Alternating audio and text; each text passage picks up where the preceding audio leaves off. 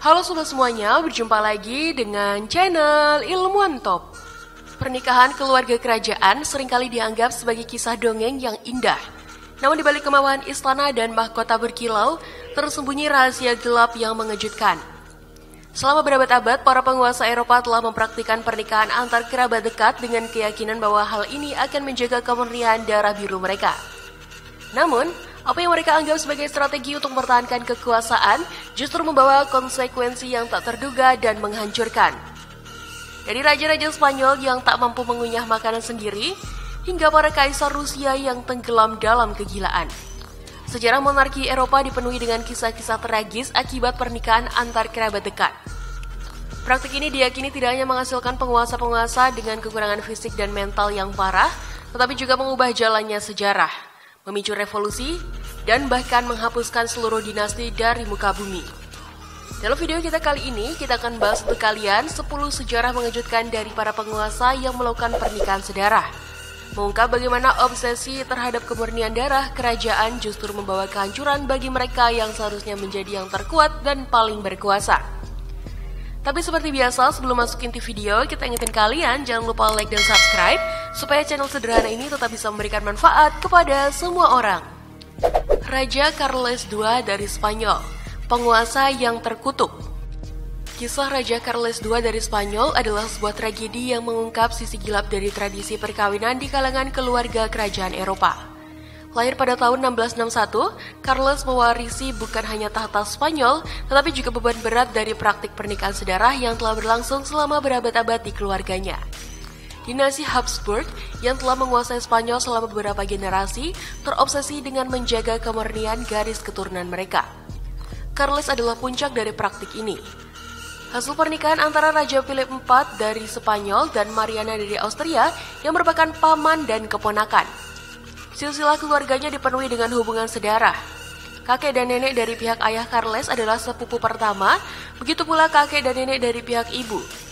Bahkan di antara leluhurnya, ada pasangan yang memiliki hubungan kekerabatan ganda, yang berarti mereka memiliki lebih dari satu jalur hubungan keluarga.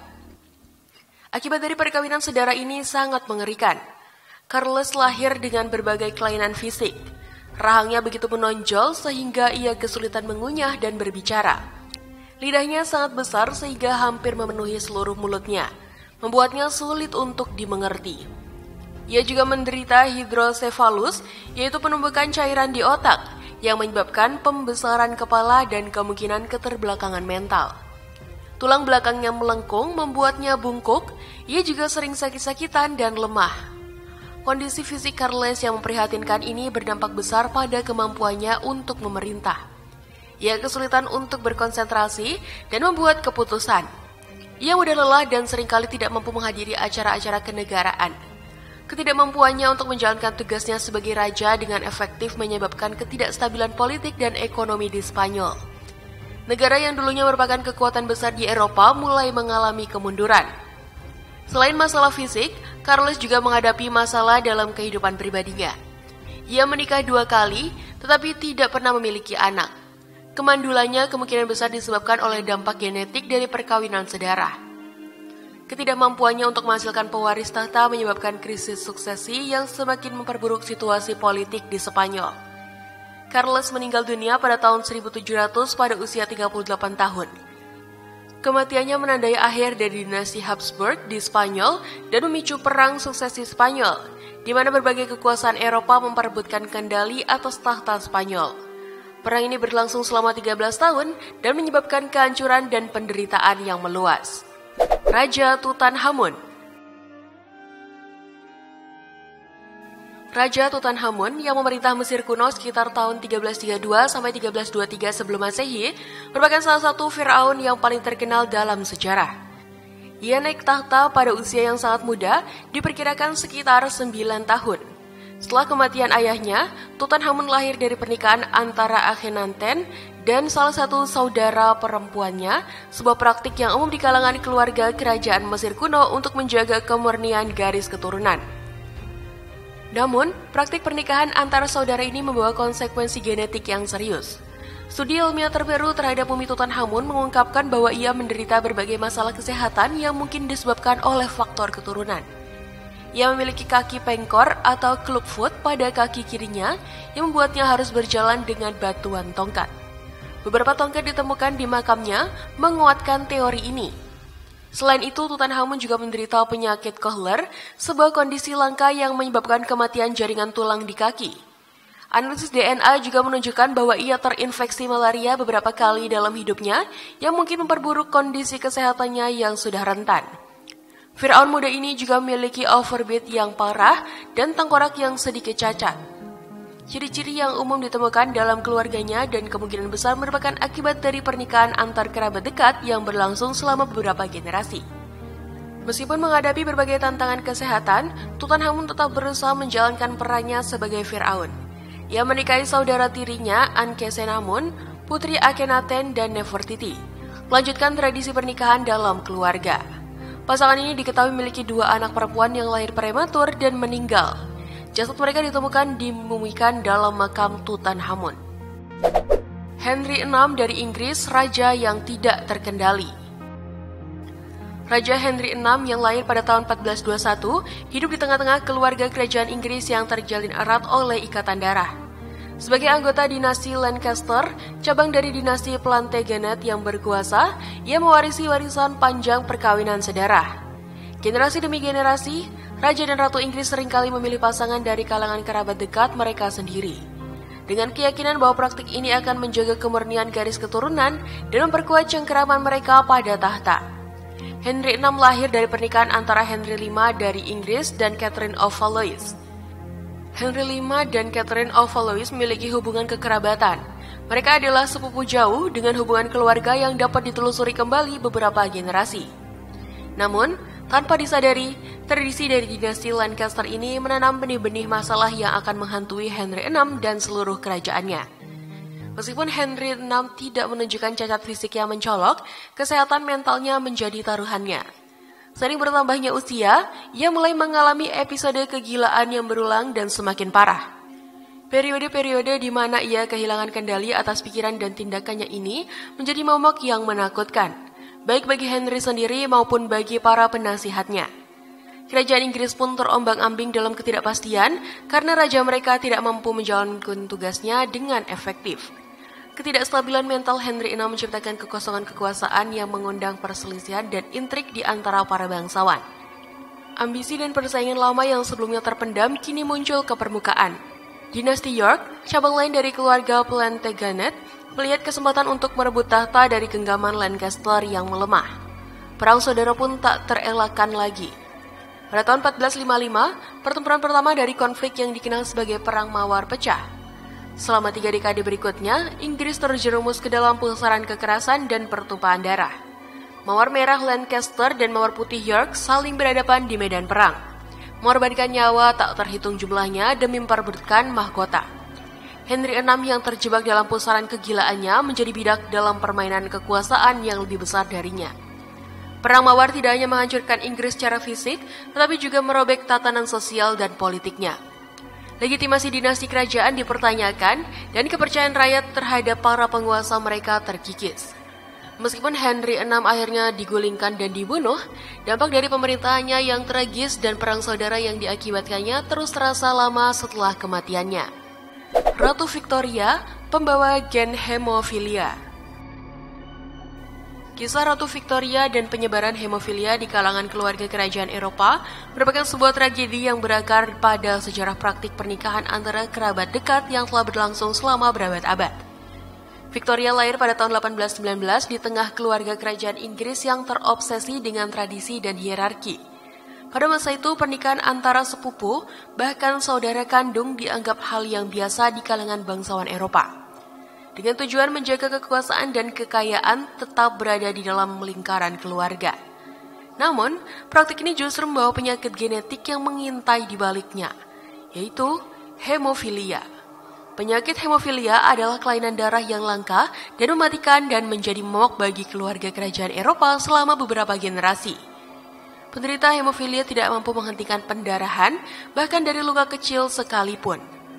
Pada masa itu, penyakit ini seringkali berujung pada kematian dini dan penderitaan yang tak terkira.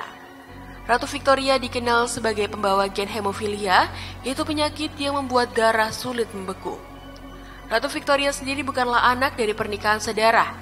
Ayah dan ibunya, Pangeran Edward dan Putri Victoria, tidak memiliki hubungan darah dekat. Namun, diyakini oleh para ilmuwan bahwa kemungkinan Ratu Victoria tetap mewarisi gen hemofilia tersebut. Gen itu berasal dari leluhurnya yang melakukan pernikahan sedarah. Meskipun ia sendiri tidak menderita penyakit tersebut, ia membawa gen yang rusak dalam kode genetiknya. Gen ini kemudian diturunkan kepada beberapa anaknya dan melalui pernikahan mereka dengan bangsawan dari berbagai negara, gen hemofilia tersebut luas di kalangan keluarga kerajaan di seluruh Eropa. Salah satu anak Ratu Victoria, Putri Alice, yang mewarisi gen hemofilia menikah dengan Pangeran Louis dari Hesse, seorang bangsawan Jerman. Melalui Alice ini, gen tersebut masuk ke dalam keluarga kerajaan Rusia. Cucu perempuan Alice, Alexandra Feodorovna, menikah dengan Tsar Nicholas II dari Rusia dan melahirkan seorang putra, Alexei, yang menderita hemofilia. Kondisi Alexei yang rapuh dan rentan terhadap pendarahan ini menimbulkan kecemasan yang mendalam bagi keluarga Tsar dan bahkan sampai mempengaruhi keputusan-keputusan politik di Rusia. Beberapa sejarawan berpendapat bahwa keputusasaan Tsarina Alexandra dalam mencari kesembuhan bagi putranya membuatnya rentan terhadap pengaruh Grigori Rasputin, seorang mistikus yang mengklaim dapat menyembuhkan Alexei. Pengaruh Rasputin di lingkaran dalam kekaisaran Rusia kemudian memicu skandal dan meningkatkan ketidakpuasan publik terhadap pemerintahan Tsar, yang pada akhirnya berkontribusi pada pecahnya revolusi Rusia pada tahun 1917. Ferdinand I dari Austria, kaisar yang terbebani warisan genetik Habsburg. Dinasti Habsburg, sebuah keluarga kerajaan yang berkuasa di Eropa selama berabad-abad, dikenal dengan tradisi pernikahan di antara kerabat dekat mereka. Ferdinand I mewarisi silsilah keluarga yang sangat terikat satu sama lain. Kaisar Frans I dan Maria Theresa, yang merupakan orang tua dari Ferdinand I, memiliki hubungan kekerabatan yang sangat dekat. Mereka bukan hanya sepupu biasa, melainkan sepupu dua kali atau double first cousin. Hubungan ini terjadi ketika dua pasang saudara dari satu keluarga menikah dengan dua pasang saudara dari keluarga lain. Sehingga, Frans I dan Maria Theresa berbagi keempat kakek nenek yang sama, membuat mereka memiliki tingkat kesamaan genetik yang hampir setara dengan saudara kandung. Kedekatan genetik ini menjadikan hubungan darah orang tua Ferdinand I sangat erat, bahkan lebih dekat dari sepupu pada umumnya. Namun, konsekuensi genetik dari praktik ini terlihat jelas pada diri Ferdinand I. Sejak kelahiran, Ferdinand I menderita berbagai masalah kesehatan yang serius, termasuk hidrosefalus atau penumpukan cairan di otak, epilepsi, dan keterbatasan kognitif yang signifikan. Kondisi hidrosefalus yang menyebabkan kepala Ferdinand I membesar secara tidak normal. Sementara epilepsi membuatnya rentan terhadap kejang-kejang yang tidak terduga. Keterbatasan kognitifnya sangat mempengaruhi kemampuannya untuk berpikir dan berkomunikasi secara efektif, sehingga seringkali ia kesulitan memahami situasi kompleks atau membuat keputusan penting. Masalah kesehatan ini bukan hanya mempengaruhi kehidupan pribadinya, tetapi juga sangat berdampak pada kemampuannya untuk memerintah kerajaan Austria yang luas dan beragam. Pemerintahan Ferdinand I ditandai dengan ketidakstabilan dan ketidakefektifannya yang sebagian besar disebabkan oleh kondisi kesehatannya. Meskipun secara resmi memegang tumpuk kekuasaan, Ferdinand I sebenarnya hanya menjadi simbol kerajaan. Sementara pemerintahan sehari-hari dijalankan oleh sekelompok penasihat yang dikenal sebagai Staatskonferenz atau konferensi negara. Mereka mengambil alih sebagian besar tanggung jawab pengambilan keputusan, sementara Ferdinand I hanya menandatangani dokumen-dokumen penting tanpa benar-benar memahami isinya. Situasi ini menciptakan ketegangan politik yang signifikan karena banyak pihak yang merasa frustasi dengan ketidakmampuan kaisar untuk memimpin secara aktif. Ketidakstabilan ini mencapai puncaknya selama Revolusi 1848 ketika gelombang pemberontakan dan tuntutan reformasi melanda seluruh Eropa. Dalam menghadapi krisis ini, kelemahan Ferdinand I sebagai pemimpin menjadi semakin jelas. Ia tidak mampu menanggapi tuntutan rakyat atau mengambil tindakan tegas untuk menstabilkan situasi. Akibatnya, tekanan dari berbagai pihak termasuk keluarganya sendiri semakin meningkat untuk Ferdinand I turun tahta demi keponakannya Franz Joseph, yang dianggap lebih mampu menghadapi tantangan zaman. Pada tanggal 2 Desember 1848, Ferdinand I akhirnya turun tahta dan digantikan oleh Franz Joseph. Keputusan ini tidak hanya menandai akhir dari pemerintahan Ferdinand I, tetapi juga menjadi simbol berakhirnya era di mana praktik perkawinan sedarah yang ekstensif dianggap dapat diterima dalam keluarga kerajaan. Meskipun setelah turun tahta, Ferdinand I masih hidup selama 27 tahun lagi, hingga kematiannya pada tahun 1875. Louis ke-15, warisan genetik dan kemunduran monarki Prancis. Louis XV dari Prancis, yang memerintah dari tahun 1715 hingga 1774, memiliki sejarah keluarga yang syarat dengan pernikahan antar kerabat dekat. Meskipun tidak separah dinasti Habsburg dari Ptolemaic, keluarga kerajaan Prancis tetap mempraktikkan perkawinan dalam lingkup keluarga sendiri. Louis XV lahir dari pasangan sepupu pertama, Louis, Duke of Burgundy, dan Mary Adelaide of Savoy. Kakek buyutnya, Louis XIV, juga menikahi sepupu pertamanya, Maria Theresa of Spain. Praktik ini dilanjutkan ketika Louis XV sendiri menikahi Maria Leczinska yang masih memiliki hubungan darah dengannya melalui nenek moyang mereka. Henry XIV dari Prancis. Pernikahan antara kerabat ini dilakukan dengan tujuan mempertahankan kemurnian garis keturunan kerajaan dan memperkuat aliansi politik. Namun praktik ini juga membawa ekses genetik yang signifikan, meskipun dalam kasus Louis XV dampak fisiknya tidak terlalu terlihat. Louis XV tidak menunjukkan cacat fisik atau mental yang jelas akibat perkawinan kerabat dan keluarga. Pemerintahannya ditandai dengan berbagai masalah yang mungkin memiliki akar pada praktik tersebut. Louis XV dikenal sebagai raja yang lemah dan tidak tegas dalam pengambilan keputusan. Ia seringkali mudah dipengaruhi oleh para penasihat dan favoritnya, terutama oleh serangkaian wanita yang menjadi selirnya. Madame of Pompadour salah satu selir yang paling berpengaruh, bahkan memiliki peran besar dalam menentukan kebijakan negara. Ketidakmampuan Louis XV untuk menangani masalah keuangan negara dengan efektif juga menjadi sorotan. Ia gagal melakukan reformasi pajak yang diperlukan dan terus membelanjakan uang negara untuk kemewahan istana serta perang-perang yang mahal. Kelemahan karakternya ini yang mungkin diperparah oleh latar belakang genetiknya, kontribusi pada menurunnya wibawa dan kekuasaan monarki Prancis. Dampak dari pemerintahan Louis XV yang lemah dan praktik perkawinan kerabat dalam keluarga kerajaan Prancis terasa jauh setelah kematiannya. Skandal pribadinya termasuk rumor tentang Taman Rusa, tempat di mana ia diduga mengumpulkan gadis-gadis muda untuk kesenangan pribadinya, sangat merusak citra monarki. Kegagalannya dalam menangani masalah keuangan negara menyebabkan krisis ekonomi yang semakin parah. Defisit anggaran yang besar, inflasi yang tinggi, dan ketidakpuasan rakyat terhadap sistem perpajakan yang tidak adil menjadi warisan buruk bagi penerusnya, yaitu Louis XVI. Kelemahan-kelemahan ini yang mungkin sebagian besar mungkin berakal pada praktik perkawinan kerabat selama beberapa generasi. Menjadi salah satu faktor pemicu revolusi Prancis yang terjadi hanya 15 tahun setelah kematian Louis XV. Alfonso XII dari Spanyol. Alfonso XII dari Spanyol yang memerintah dari tahun 1874 hingga 1885 mewarisi sejarah panjang perkawinan antar kerabat dekat dalam keluarga kerajaan Habsburg. Silsilah keluarganya menunjukkan tingkat perkawinan antar saudara yang sangat tinggi dengan banyak leluhurnya yang menikahi sepupu pertama atau bahkan paman dengan keponakan. Kakek buyutnya Carlos XIV dari Spanyol menikahi sepupu pertamanya, sementara neneknya Maria Cristina menikah dengan pamannya sendiri Ferdinand VII. Praktik ini dilakukan selama berabad-abad dengan tujuan mempertahankan kemurnian garis keturunan kerajaan dan memperkuat aliansi politik. Namun konsekuensi genetik dari perkawinan antar kerabat dekat ini mulai terlihat jelas pada generasi Alfonso XII. Alfonso XIII lahir dengan kondisi yang dikenal sebagai hemifacial microsomia, sebuah kelainan bawaan yang menyebabkan perkembangan tidak sempurna pada satu sisi wajah. Kondisi ini sering dikaitkan dengan faktor genetik dan kemungkinan besar merupakan hasil dari akumulasi perkawinan antar kerabat dekat selama beberapa generasi dalam keluarga kerajaan Spanyol. Masa pemerintahan Alfonso XII meskipun singkat, ditandai dengan upaya untuk menstabilkan Spanyol setelah periode pergolakan politik. Ia naik tahta pada usia 17 tahun setelah pengasingan yang panjang dan segera menghadapi tantangan berat dalam memulihkan kepercayaan publik terhadap monarki. Meskipun kesehatannya lemah, Alfonso XII berusaha untuk menjadi pemimpin yang aktif.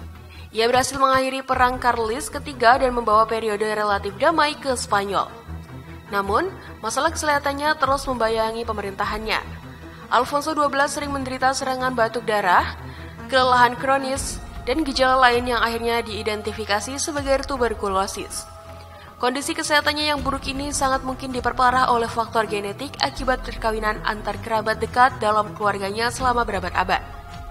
Meskipun demikian, Alfonso XII tetap berusaha menjalankan tugasnya sebagai raja, bahkan ketika kesehatannya semakin memburuk.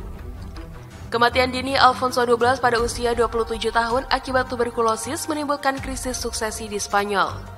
Ia meninggal tanpa meninggalkan pewaris laki-laki, meskipun istrinya Maria Cristina of Austria sedang mengandung saat itu. Situasi ini menciptakan periode ketidakpastian politik, dengan Maria Cristina menjadi ratu sementara untuk anak yang belum lahir. Beberapa bulan kemudian, Maria Cristina melahirkan seorang putra yang diberi nama Alfonso XIII. Kelahiran sang pewaris tahta disambut dengan sukacita oleh rakyat Spanyol. Namun di balik kegembiraan tersebut tersimpan kekhawatiran yang mendalam. Alfonso XIII yang lahir prematur ternyata bertubuh lemah, menunjukkan tanda-tanda kelemahan fisik dan kerentanan terhadap penyakit, yang diduga merupakan akibat dari perkawinan sedarah dalam silsilah keluarganya. Kondisi kesehatannya yang rapuh menimbulkan kecemasan akan masa depan monarki Spanyol. Kelahiran Alfonso XIII diyakini oleh banyak sejarawan merupakan dampak dari tradisi perkawinan antar kerabat dekat yang telah berlangsung lama di keluarga kerajaan Spanyol. Tsar Ivan IV dari Rusia. Tsar Ivan IV dari Rusia, yang lebih dikenal sebagai Ivan yang mengerikan, memerintah dari tahun 1547 hingga 1584 dan meninggalkan jejak yang tak terlupakan dalam sejarah Rusia. Ivan IV sendiri lahir dari pernikahan antara Vasily III dan Elena Glinskaya yang meskipun bukan kerabat dekat tetap memiliki hubungan darah jauh. Kombinasi dari latar belakang genetik ini ditambah dengan pengalaman hidup yang traumatis mungkin berkontribusi pada kepribadian dan perilaku Ivan yang sangat kontroversial. Masa pemerintahan Ivan IV ditandai dengan kekejaman dan ketidakstabilan yang ekstrim. Ia dikenal karena kemarahannya yang meledak-ledak dan tindakan brutal terhadap musuh-musuhnya, baik yang nyata maupun yang hanya dicurigai. Salah satu insiden yang paling terkenal adalah ketika ia membunuh putranya sendiri dalam serangan kemarahan. Perilaku ini sering dikaitkan dengan gangguan mental yang mungkin diperparah oleh faktor genetik akibat perkawinan antar kerabat dalam silsilah keluarganya.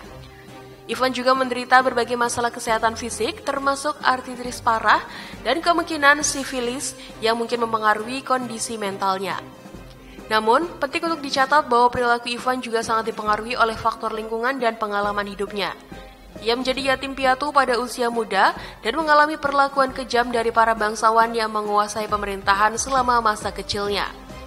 Pengalaman-pengalaman traumatis ini dikombinasikan dengan kekuasaan absolut yang ia pegang sebagai tsar, menciptakan kondisi yang memungkinkan kecenderungan genetiknya terhadap ketidakstabilan mental untuk berkembang menjadi kekejaman yang ekstrim. Meskipun dikenal karena kekejamannya, pemerintahan Ivan IV juga ditandai dengan beberapa pencapaian penting. Ia memperluas wilayah Rusia secara signifikan, menaklukkan Kazan dan Arsakhtan, dan kemudian memulai ekspansi ke Siberia. Ivan juga melakukan reformasi administrasi dan hukum, termasuk pengenalan Sudebnik atau kode hukum yang baru pada tahun 1550. Namun banyak dari kebijakannya yang awalnya progresif, akhirnya terganggu oleh ketidakstabilan mentalnya yang semakin parah. Periode yang dikenal sebagai Oprichnina atau 1565 sampai 1572 menjadi contoh yang paling jelas dari kekejaman Ivan.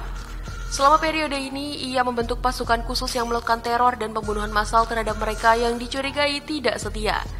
Tindakan-tindakan ini yang mungkin dipengaruhi oleh ketidakstabilan mental akibat faktor genetik dan trauma psikologis mengakibatkan kerugian besar bagi Rusia baik dalam hal populasi maupun ekonomi.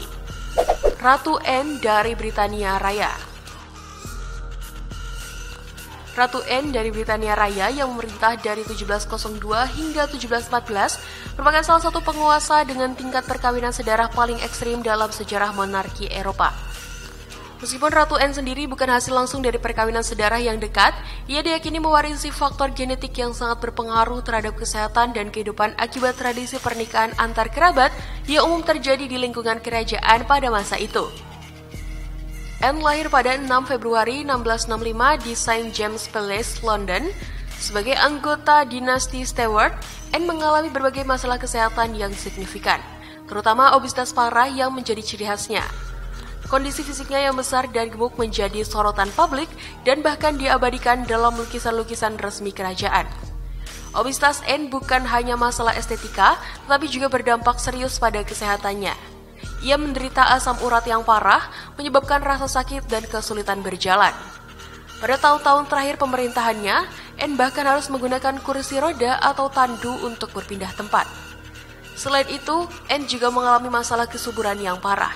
Meskipun ia hamil sebanyak 17 kali selama hidupnya, hanya 5 kehamilan yang berhasil mencapai kelahiran hidup, dan hanya 1 anak yang bertahan melewati masa bayi.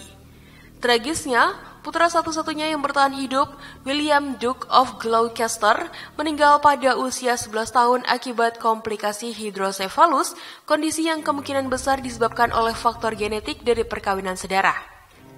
Masalah kesehatan dan kesuburan Anne yang kompleks merupakan faktor genetik dari praktik perkawinan sedara yang telah berlangsung selama beberapa generasi dalam keluarga kerajaan Eropa.